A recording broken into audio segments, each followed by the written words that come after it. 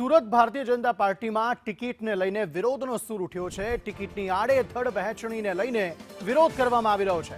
સ્થાનિક ઉમેદવારને ટિકિટ ન અપાતા વિરોધ થઈ રહ્યો છે। અલગ અલગ વિસ્તારમાંથી આ વિરોધનો સૂર ઉઠ્યો છે। વોર્ડ નંબર 10 માં સ્થાનિકો દ્વારા વિરોધ કરાયો।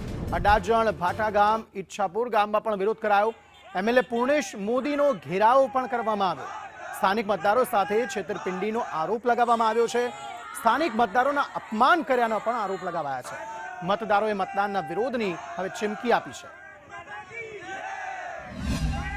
આ વખતે અમારા ગામના કોઈ બી ઉમેદવારનું ફોર્મ સ્વીકાર્યું નથી અને પરગામવાળાને ઉમેદવારમાં આપ્યું છે, એટલે અમારા બધાનો વિરોધ છે કે ગામમાં આટલા સરસ છોકરાઓ છો, ઉમેદવાર આટલા સરસ ભણેલા ગણેલા હોશિયાર છે, તેમને આપવી જોઈએ ટિકિટ, પણ તેને એક ટિકિટ આપી નથી અને બધાને માટે આપે છે, એટલે આ બધાનો વિરોધ છે। આગળની રણનીતિ એવું કે અમારા ગામના ઉમેદવારોને ટિકિટ મળે તો અમારા ગામના બધા મત આપશે, નહીં તો બાકી અમારા બધા મત આપવાનું ના પડે છે। અને અમારો કોળી પટેલે ટિકિટ નહીં આપી, એના માટે અમારો સખત વિરોધ છે અને અમે ભાટાપાટ પર કોઈ પણ મતદાનના દિવસે મતદાન કરવાના નથી। કેટલા ગામ અને આ કોળી પટેલે દર વખત જો અવરોધ કરવામાં આવતી હોય તો પછી ક્યારે આ કોળી પટેલ ટિકિટ મળશે?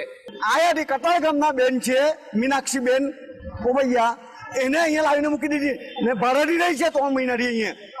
તો એને અમે કાલે પોળાવા બી લઈશું ને એના જે હોય તે ચૂંટણી પંચમાં અમે વિરોધ કરીશું। અમે તો 1995 થી ભાજપ કાર્યાલયમાં ભાજપ માટે મહેનત કરતા યુવા છે ને બધું કરીએ જ છે, પણ આ વખતે અમારો બહુ વિરોધ થયો છે કે બક્ષીબંધને ટિકિટ નહીં આપી।